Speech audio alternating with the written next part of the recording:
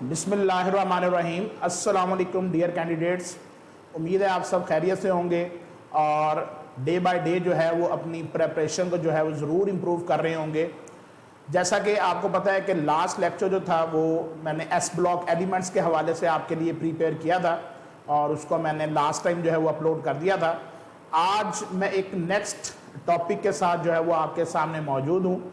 आज जो हमारा टॉपिक ऑफ डिस्कशन होगा वो होगा P block elements. P block elements चूँकि ज़रा इसमें टोटल जो है वो 6 ग्रुप्स हैं, तो इसलिए मैंने इसको 2 हिस्सों में डिवाइड किया है ताकि हम मैक्सिमम इंफॉर्मेशन जो है वो आपस में शेयर कर सकें।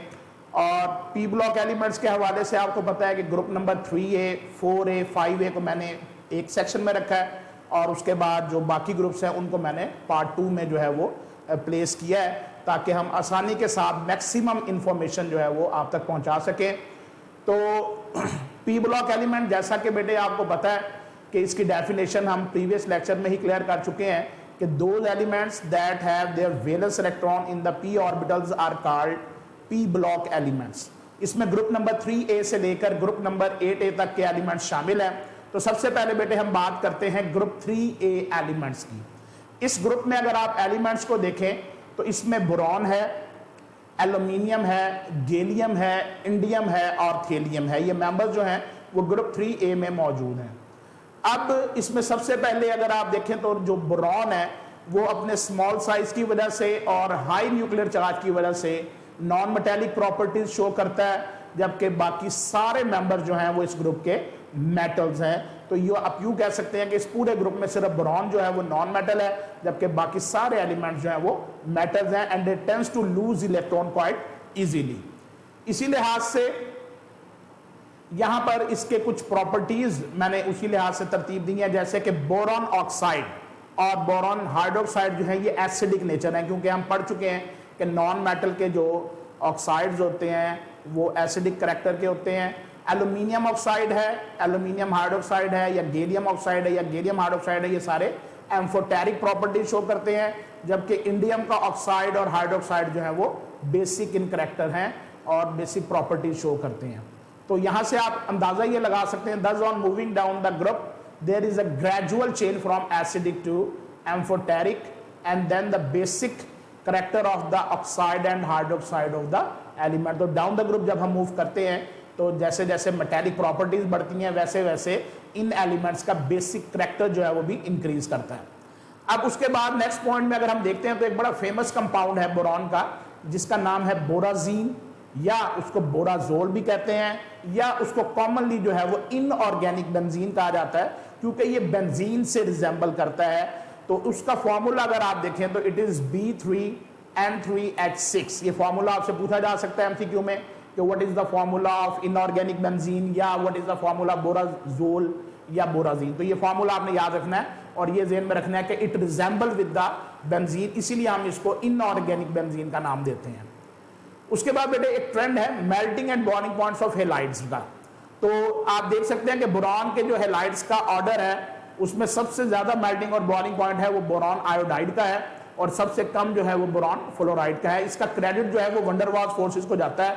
जैसे जैसे आयोडाइड्स आप देखते हैं डाउन द ग्रुप मूव करते हैं हम, आयोडाइड्स का साइज लार्जर होता है जिसकी वजह से वो ज्यादा पोलराइजेबिलिटी शो करते हुए strong London dispersion forces show करते हैं, जबकि फ्लोरीन स्मॉल साइज होने की वजह से ज्यादा पोलराइजेबिलिटी डेवलप नहीं कर पाती और लो मेल्टिंग और बॉइलिंग वाली स्पेस ऑक्यूपाई करती है। तो ये इसका ऑर्डर आपने ज़हन में रखना है कि ये हेलाइड्स का ऑर्डर जो है वो आयोडाइड से फ्लोराइड की तरफ ग्रेजुअली डिक्रीज करता है। उसके बाद बोरिक एसिड H3BO3, ये एक बड़ा कॉमन एसिड है बोरॉन का और ये एक मोनोबेसिक एसिड होता है। मोनोबेसिक को हम डिफाइन करते हैं ऐसा एसिड जिसमें एक प्रोटॉन देने की सलाहियत हो। इसी लिहाज से अगर कोई एसिड को हम डाइबेसिक कहते हैं तो उसमें 2 प्रोटॉन देने की सलाहियत होती है। तो boric acid in the presence of polyhydroxy alcohols can be titrated. अगर आप वैसे इसको टाइट्रेट करने में इस्तेमाल करने की कोशिश करेंगे तो ये टाइट्रेट नहीं होता वीक एसिड होने की वजह से, लेकिन अगर आप इसमें पॉलीहाइड्रोक्सी अल्कोहल मिला देंगे फिर आप इसको जो है वो किसी भी स्ट्रॉन्ग बेस के अगेंस्ट टाइट्रेशन में यूज कर सकते हैं, अदरवाइज ये मिलाए बगैर आप इसको यूज नहीं कर सकते।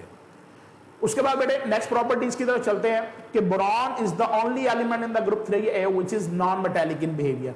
पूरे पीरियोडिक टेबल में एक भी एलिमेंट ऐसा नहीं है बोरॉन के अलावा जिसके वैलेंस शेल में 3 इलेक्ट्रॉन हो और वो मेटल ना हो, यानी सारे मेटल हैं, सिर्फ बोरॉन को ये एजाज हासिल है कि 3 इलेक्ट्रॉन के होते हुए भी एक नॉन मेटल वो है। इसी तरह borax is the sodium salt of tetra boric acid, ये बोरेक्स का फॉर्मूला लिखा हुआ है Na2B4O7.10H2O, तो ये टेट्रा बोरिक एसिड का सॉल्ट है और इसे हम बोरेक्स कहते हैं। बोरेक्स को अगर प्रिपेयर करना हो तो इसको हम एक मिनरल से प्रिपेयर करते हैं जिसका नाम है colemanite. Colemanite is a mineral of boron और इसका फॉर्मूला इस वक्त आप स्क्रीन पर देख सकते हैं, इट इज Ca2B6O11। तो कमर्शियल स्केल पर बोरेक्स को प्रिपेयर करना जो है वो मुमकिन है और इसको हम कॉलमनाइट की मदद से बोरेक्स को प्रिपेयर करते हैं और इसका फॉर्मूला आप देख सकते हैं। इसी तरह अगर हम हाइड्रोलाइसिस करवाएं बोरेक्स की, यानी उसे वाटर में डिसॉल्व करें, तो उसकी हम हाइड्रोलाइसिस को रोक सकते हैं अगर हम उस वाटर में ग्लिसरीन ऐड कर दें, यानी the hydrolysis of borax can be prevented in the presence of glycerine. ये बात आपने ग्लिसरीन के हवाले से याद रखनी है कि ये हाइड्रोलाइसिस को ब्रेक कर सकती है। अगर हम बोरेक्स के साथ ग्लिसरीन मिला दें तो ये हाइड्रोलाइज नहीं होगा। अगर ये हाइड्रोलाइज हो जाता है, यानी सोल्यूशन अगर आप इसका विदाउट ग्लिसरीन बनाते हैं तो वो अल्कलाइन इन नेचर है। इसकी रीजन ये है बेटे कि जब बोरेक्स वाटर में डिसॉल्व होता है तो वो सोडियम हाइड्रोक्साइड और आर्थोबोरिक एसिड प्रिपेयर करता है। आर्थोबोरिक एसिड एक वीक एसिड है जबकि सोडियम हाइड्रोक्साइड जो एक स्ट्रॉन्ग बेस है, इसलिए ओवरऑल जो नेचर होगी सॉल्यूशन की वो अल्कलाइन होगी। उसके बाद एक बड़ा फेमस टेस्ट है बेटे बोरेक्स बीड टेस्ट। इस टेस्ट के हवाले से प्रोसीजर आपको याद करने की पीपीएससी में जरूरत नहीं है, बस ये ध्यान में रखना है कि ये जो टेस्ट है ये मेटालिक कैटाइंस को कंफर्म करने के लिए इस्तेमाल होता है और इसमें जो फाइनल प्रोडक्ट बनते हैं वो कलर्ड बीड्स बनते हैं मेटाबोरेट्स के उस कैटाइन के साथ जो कलरफुल होते हैं और हम कलर से आइडेंटिफाई कर लेते हैं कि ये बीड जो है वो किस मेटल का है। तो ये borax bead test is used to confirm the presence of metallic cations. उसके बाद borax is used to prepare borate glass which is heat resistant. अच्छी क्वालिटी का ये शीशा होता है और बोरेक्स इसको प्रिपेयर करने में इस्तेमाल होता है। इसी तरह borax is used in the softening of water. आपने हार्ड वाटर का कॉन्सेप्ट पढ़ा होगा कि हार्ड वाटर जो है वो ऐसा वाटर होता है जो कि सोप वगैरह के साथ फोम पैदा नहीं करता बल्कि प्रेसिपिटेट हो जाता है। तो उसके करैक्टर को बेहतर करने के लिए और वाटर को सॉफ्ट बनाने के लिए बोरेक्स इस्तेमाल किया जाता है। इसी तरह बेटे आर्थोबोरिक एसिड है, जब हम इसको हीट करते हैं तो ये सबसे पहले स्वेल हो जाता है क्योंकि इसमें से वाटर मॉलिक्यूल्स रिमूव होते हैं और सबसे पहले ये प्रोडक्ट्स के नेम आपने याद रखने हैं कि ये मेटाबोरिक एसिड में कन्वर्ट होता है, उसके बाद ये टेट्राबोरिक एसिड में और फाइनली जो है ये बोरिक एनहाइड्राइड में कन्वर्ट हो जाता है। तो यहां पर अगर आपको वो एमसीक्यू में कुछ इस तरह से देता है कि आर्थोबोरिक एसिड ऑन स्ट्रॉन्ग हीटिंग, फिर आप ये दरमियान वाले प्रोडक्ट नहीं लिखेंगे, डायरेक्ट आप बोरिक एनहाइड्राइड को आंसर करेंगे कि स्ट्रॉन्ग हीटिंग पर रेड हॉट सिचुएशन में वो बोरिक एनहाइड्राइड में कन्वर्ट हो जाता है। उसके बाद आगे चलते हैं बेटे, कमर्शियल स्केल पर अगर हमने बोरिक एसिड को प्रिपेयर करना है तो वो एक नेचुरल, पहले भी इस मिनरल पर बात हुई है, कॉलमनाइट से ही वो भी प्रिपेयर होता है। तो ऑन कमर्शियल स्केल से मुराद ही होता है बड़े पैमाने पर। एक होता है लेबोरेटरी स्केल, उसमें आपने थोड़ी बहुत मिकदार प्रिपेयर करनी है, उसके लिए वही रिएजेंट यूज किए जाते हैं जो लैब में कॉमनली अवेलेबल हैं। लेकिन when you talk about the commercial scale तो आपको वो बड़े पैमाने पर चीज बनानी होती है, तो उसके लिए फिर आप वो सोर्स यूज करते हैं जो लार्ज क्वांटिटीज में अवेलेबल हो। तो ये कॉलमनाइट से प्रिपेयर होता है बड़े पैमाने पर। इसी तरह बेटे एनहाइड्रस एल्यूमिनियम क्लोराइड जो है ये भी ग्रुप 3A का मेंबर है aluminium. in the crystalline state possesses a closely packed layer structure with 6 coordinated aluminium octahedral arrangement। तो ये आपने इसकी अरेंजमेंट याद रखनी है कि ये octahedral arrangement में मौजूद होता है। उसके बाद एक बड़ा कॉमन सा प्रोसेस है, इसका नाम आपने पहले भी सुना होगा, थर्माइट वेल्डिंग या थर्माइट प्रोसेस। तो यहां पर आपने बेटे जहन में रखना है कि एल्यूमिनियम आम हालत में तो ऑक्सीजन से रिएक्ट नहीं करता, लेकिन एल्यूमिनियम पाउडर लेकर और हाई टेम्परेचर पर अगर हम दोनों को हीट करें तो फिर ये ऑक्सीजन के साथ एक हाईली एक्सोथर्मिक रिएक्शन शो करता है जिसे हम थर्माइट प्रोसेस का नाम देते हैं। कहता है इस प्रोसेस के नतीजे में लार्ज अमाउंट ऑफ हीट जो है वो रिलीज होती है जिसे हम वेल्डिंग में इस्तेमाल कर सकते हैं। तो इससे आप अंदाजा लगाएं कि ये इतनी ह्यूज अमाउंट ऑफ एनर्जी है जिससे मेटल को मेल्ट किया जा सकता है। This is called thermite welding और गोल्ड श्मिट एल्यूमिनोथर्मिक प्रोसेस। तो ये इसके मुख्तलिफ नेम है। In this process a mixture of ferric oxide and aluminium powder is used, और इसलिए इस दोनों के मिक्सचर को जो है वो हम कह सकते हैं कि वेल्डिंग में इस्तेमाल किया जाता है। और इसमें आप पोर्शन याद रखेंगे, आपसे ये एमसीक्यू बना सकता है कि थर्माइट प्रोसेस में एल्यूमिनियम पाउडर के साथ क्या मिक्स किया जाता है, तो that will be ferric hydroxide. 3 parts ferric hydroxide होता है और 1 पार्ट सिर्फ एल्यूमिनियम पाउडर होता है, और ये पूरा प्रोसेस जो है वो थर्माइट वेल्डिंग या थर्माइट प्रोसेस कहलाता है। इसी तरह बेटे एक टर्म यूज होती है सुडो एलम्स। ये double sulphates salts of divalent and trivalent metals हैं which crystallize with 24 water molecules of crystallization।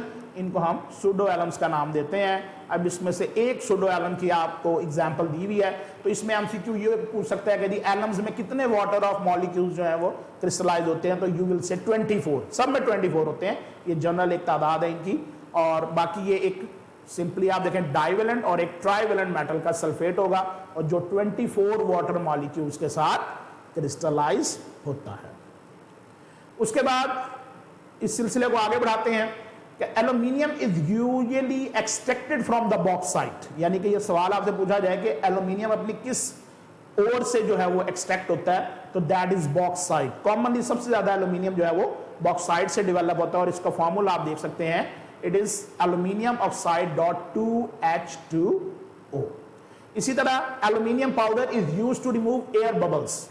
Aluminium powder को हम एयर बबल्स रिमूव करने के लिए इस्तेमाल करते हैं, और इसकी वजह यह है कि एयर में 2 ही गैसेस होती हैं मेन, नाइट्रोजन और ऑक्सीजन, तो ये दोनों के साथ रिएक्शन करता है। ऑक्सीजन के साथ एल्यूमिनियम ऑक्साइड बनाता है और नाइट्रोजन के साथ एल्यूमिनियम नाइट्राइड बनाता है, इसलिए ये दोनों गैसेस को रिमूव करने की वजह से as a air bubble remover इस्तेमाल किया जाता है। उसके बाद एक जो चीज आपने ध्यान में रखनी है कि सॉल्ट सॉल्यूशन जो है, जैसे कि सी वाटर है, वो एल्यूमिनियम को बैडली क्रोड करते हैं, इसलिए एल्यूमिनियम या एल्यूमिनियम के अलॉयज जो हैं वो मैरीन यूज में नहीं आते। मैरीन यूज से मुराद है कि किसी भी शिप की जो आउटर बॉडी है वो आप एल्यूमिनियम या एल्यूमिनियम अलॉय से नहीं बनाते, क्योंकि सॉल्ट वाटर में इसकी क्रोजन बड़ी रैपिड होती है, जिसकी वजह से इसको आप वहां इस्तेमाल नहीं कर सकते। इसी तरह बेटे नेक्स्ट पॉइंट पर चलते हैं। आर्थोबोरिक एसिड जो कि बोरॉन का एक एसिड है, एक बहुत वीक एसिड है and ionized to a very limited extent. ये पहले भी बात हो गई है कि ये वीक एसिड है, और इसकी वीक होने की वजह ये है कि ये बहुत कम आयोनाइज होता है। अगर आप इसका फॉर्मूला नोट करेंगे H3BO3, तो इसमें 3 प्रोटॉन है, लेकिन ये तीनों डोनेट नहीं करता, उसमें से सिर्फ 1 प्रोटॉन डोनेट करने की सलाहियत रखता है, इसलिए हम इसको as a monobasic acid consider करते हैं। उसके बाद बोरिक एसिड के यूजेस है, it is used in medicines as antiseptic, as dusting powder, boric ointment and boric solution is used as an eye wash. तो आपसे पूछ सकता है जी आई वॉश में कौन सा एसिड जो है वो यूज होता है, तो आप कह सकते हैं जी बोरिक एसिड है, बोरिक ऑइंटमेंट है, ये सारे जो आई के हवाले से सॉल्यूशन है, अगर आप परचेज भी करते हैं मार्केट से, उसकी आप अगर इंग्रेडिएंट्स में देखेंगे तो वहां पर बोरॉन के कंपाउंड बोरिक एसिड जो है वो लाजमी तौर पर इसकी परसेंटेज में आपको नजर आएगा। इसी तरह boric acid is used in pottery as glaze. मट्टी के बर्तन को चमकदार बनाने के लिए, उसको डिफरेंट कलर देने के लिए इसके ग्लेजेस इस्तेमाल होते हैं। और इसी तरह ये कैंडल इंडस्ट्री में जो विक्स होते हैं, जिसको हम धागा कहते हैं कैंडल का, उसको भी हार्ड करने के लिए इस्तेमाल होता है ताकि उसको आसानी से आग लगाई जा सके। उसके बाद बेटे एल्यूमिनियम के हवाले से है नेक्स्ट पॉइंट कि aluminium does not react with the nitric acid. बाकी एसिड के साथ ये रिएक्शन करती है, HCl के साथ भी करती है, सल्फ्यूरिक एसिड के साथ भी करती है, लेकिन ये नाइट्रिक एसिड के साथ रिएक्शन नहीं करती।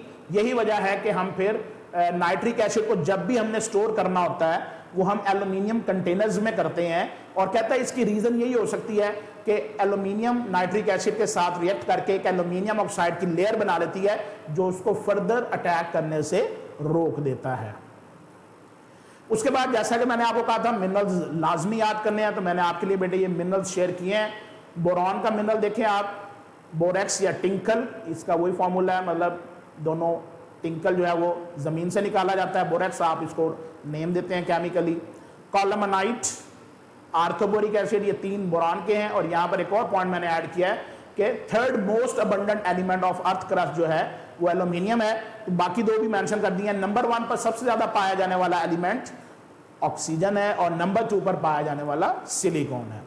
इसके अलावा नेक्स्ट अगर आप देखें एल्यूमिनियम के मिनरल्स में फेल्डस्पार है, मीका है, कैओलिन है, करंडम है, एमरल्ड है, गिब्साइट है, बॉक्साइट है, क्रायोलाइट है और डायास्पोर है। तो जैसा मैंने आपको लास्ट लेक्चर में भी बेटे कहा था कि आप पूरी कोशिश करें कि जितने मैक्सिमम मिनरल्स याद कर सकें, क्योंकि कम से कम मैंने आपको बताया कि 3 एमसीक्यू ऐसे जरूर डेवलप होंगे जिनमें वो मिनरल का केमिकल फॉर्मूला या उनका नेम पूछेगा।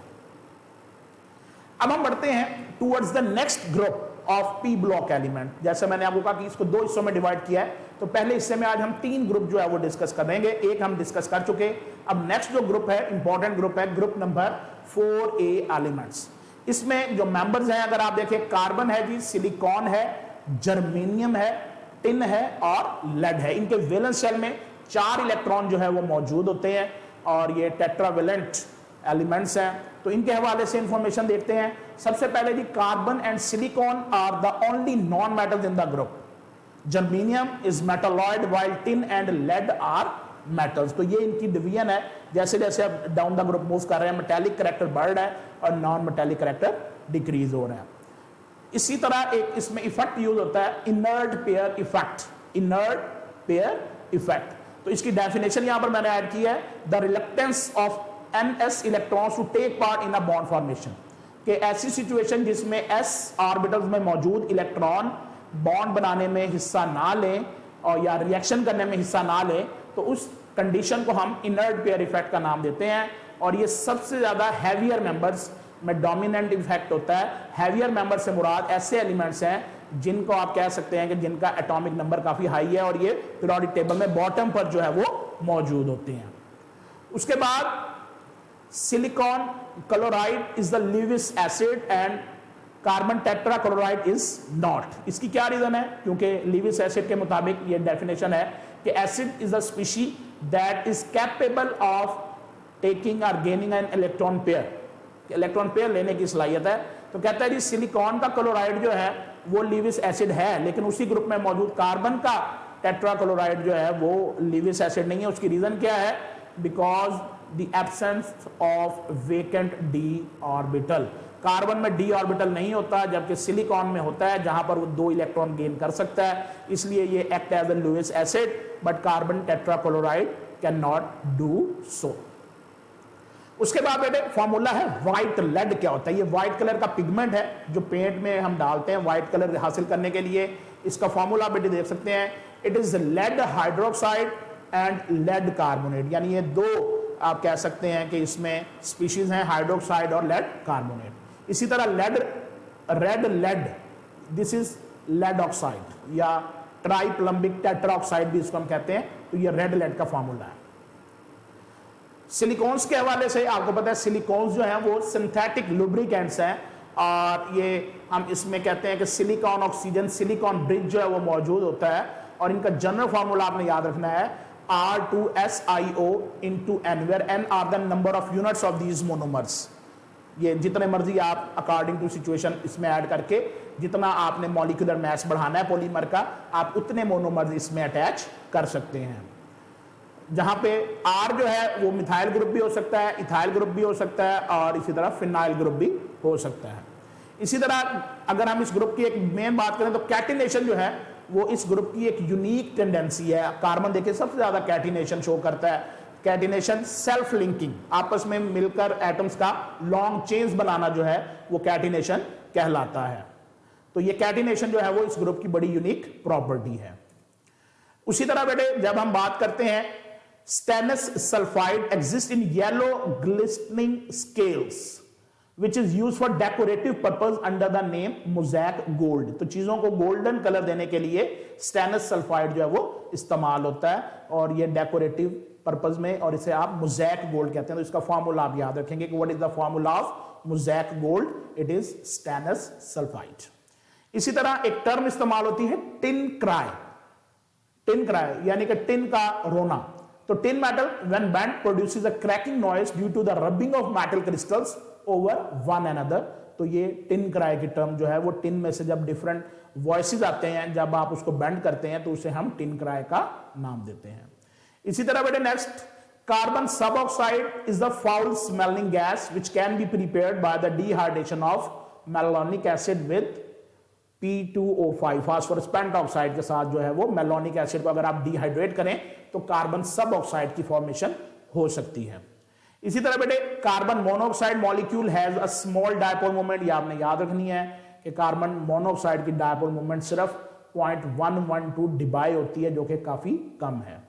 इसी तरह solid CO2 is called dry ice, एक होता है आइस जो वाटर से बनती है, एक है ड्राई आइस, ये सॉलिड CO2 होती है और इसकी जो ज्योमेट्रिकल शेप होती है it is face centred cubic structure. इसी तरह CO2 being linear it's dipole moment is 0, linear होने की वजह से CO2 की जो डायपोल मोमेंट्स हैं वो एक दूसरे के इफेक्ट को कैंसिल कर देती हैं और नेट डायपोल इसका 0 डिबाई आता है। Sodium silicate is used in making chemical garden, it is used as furniture polish and it is also used in calico printing। ये इसके यूजेस आपने सोडियम सिलिकेट के ज़हन में रखने हैं कि ये केमिकल गार्डन बनाता है, डेकोरेटिव पर्पस के लिए इस्तेमाल होता है, फर्नीचर पॉलिश है और कपड़े पर प्रिंट वगैरह बनाने के लिए ये इस्तेमाल होता है। इसी तरह बड़े नेक्स्ट पॉइंट हम देखते हैं प्योर क्ले, इसको हम कैओलिन भी कहते हैं, ये बात आप ज़हन में रखेंगे कि pure clay is also called as kaolin, ये आपने इनका प्योर क्ले का सेकंड नेम ध्यान में रखना है। इसी तरह बेटे methyl silicones of high molecular mass, अगर लो मॉलिक्यूलर मास है वो लुब्रिकेंट्स हैं, लेकिन हाई मॉलिक्यूलर मास जो है वो रबर और रबर लाइक ट्यूबिंग बनाने में जो है वो इस्तेमाल होते हैं क्योंकि उनकी डेंसिटी काफी इंक्रीज हो चुकी होती है। इसी तरह बेटे ग्रुप 4A एलिमेंट्स में नेक्स्ट मेंबर की तरफ, नेक्स्ट पॉइंट की तरफ चलते हैं।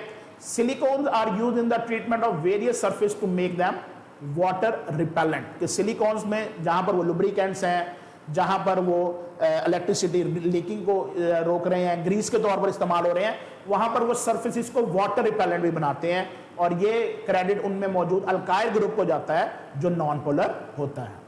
इसी तरह बेटे a semiconductor is a substance that is different resistant to the passage of an electric current under different circumstances, कि ऐसा मटेरियल जिसकी जो कंडक्टिविटी है वो टेम्परेचर के चेंज होने से चेंज हो, वो सेमीकंडक्टर कहलाता है। सेमीकंडक्टर्स में कुछ मटेरियल्स का मैंने नाम दिए हैं ताकि अगर वो आपसे पूछता है कि मुंदरजा ज़हन में से कौन सी स्पीशी जो है वो सेमीकंडक्टर है तो आप उसको बेटे बता सकते हैं, लाइक जर्मेनियम है, सिलीनियम है, सिलिकॉन है। और अगर कंपाउंड्स के लेवल पर बात करें, लेड सल्फाइड है, सिलिकॉन है, कार्बाइड है, कैडमियम है, कैडमियम सल्फाइड है, लेड टिलोराइड है, गैलियम आर्सेनाइड है और इंडियम एंटीमोनाइड है। तो ये डिफरेंट मटेरियल्स हैं जो कि एज ए सेमीकंडक्टर यूज होते हैं। इसी तरह एड पर लेड का एक है लेड मोनोऑक्साइड, इसके नाम आप देखें, commercially they are being sold as litharge and massicot और इसका फॉर्मूला है lead oxide, varies in colour from pale yellow to reddish yellow, यानी कि ये पेल येलो से रेडिश येलो कलर का पेंट बनाने में इस्तेमाल होता है। इसी तरह बेटे silicones show small viscosity change with the change in temperature, so they are considered as a better lubricant than ordinary lubricants. तो चूंकि इसकी विस्कोसिटी बहुत ज्यादा चेंज नहीं होती, टेम्परेचर बदलता रहता है, इसलिए जो है वो सिलिकॉन्स को अच्छी क्वालिटी का जो है वो लुब्रिकेंट तस्वुर किया जाता है। उसके बाद एज यूजुअल मिनरल्स हैं, कुछ कार्बन के मिनरल में लाइमस्टोन है, डोलोमाइट है, मैग्नीसाइट है। सिलिकॉन के मिनरल में बेटे एनलसाइड है, एस्बेस्टॉस है, कैओलिन है, जिरकॉन है और टैल्क है। ये फॉर्मूले बहुत अहम है, ये जो खास तौर पर यहाँ पर सिलिकॉन के मिनरल्स हैं ये जरूर आपने बेटे अच्छी तरीके से याद करने हैं। उसके बाद अब हम बढ़ते हैं तीसरे और आखिरी ग्रुप की तरफ, which is group number 5A elements. तो इस एलिमेंट्स में अगर आप देखें जो मेंबर्स शामिल हैं उसमें नाइट्रोजन है, फास्फोरस है, आर्सेनिक है, एंटीमनी और बिस्मथ, ये इस ग्रुप के मेंबर्स हैं। पांचवा ग्रुप है, वैलेंस शेल में 5 इलेक्ट्रॉन है, इसलिए इसी लिहाज से इनकी ऑक्सीडेशन स्टेट जो कॉमन होगी वो +3 या -3 होगी, क्योंकि ऑक्टेट कंप्लीट करने के लिए इनको मेनली 3 इलेक्ट्रॉन्स की जरूरत है। अब इसमें देखें अगर nitrogen and phosphorus of group 5A show the typical properties of a non metal, यानी पहले 2 मेंबर्स प्योरली नॉन मेटल हैं, आर्सेनिक और एंटीमनी जो है वो मेटलॉइड्स हैं, जबकि बिस्मथ एक मेटल है, तो इसको हम मेटल के तौर पर रिगार्ड करते हैं। Nitrogen is present in the free state in the air as major constituent 78% by volume, तो सबसे ज्यादा जो गैस मौजूद है एयर में वो नाइट्रोजन ही है और वो 78% ऑफ द टोटल वॉल्यूम है। इसी तरह डाई नाइट्रोजन ऑक्साइड एक कलरलेस गैस है विद अ फेंट प्लेजेंट स्मेल, इससे हम लाफिंग गैस कहते हैं। तो लाफिंग गैस का फॉर्मूला आपने जरूर याद रखना है, it is N2O, die nitrogen oxide या नाइट्रस ऑक्साइड। इसी तरह बेटे एक टेस्ट यूज होता है रिंग टेस्ट। रिंग टेस्ट किसकी कॉन्फर्मेशन के लिए होता है? आप इसका आंसर लिखेंगे कन्फर्मेशन ऑफ नाइट्रेट ग्रुप। किसी भी मेटल का नाइट्रेट डिटेक्ट करना हो तो रिंग टेस्ट जो है वो उसमें परफॉर्म किया जाता है। इसमें सल्फ्यूरिक एसिड और freshly prepared ferrous sulphate add किया जाता है सॉल्ट सोल्यूशन में, और अगर ब्राउन कलर का रिंग बनता है तो इसका मतलब है कि नाइट्रेट प्रेजेंट है, और अगर ब्राउन रिंग जो कि FeSO4.NO का है अगर वो नहीं बनता तो नाइट्रेट एब्सेंट है।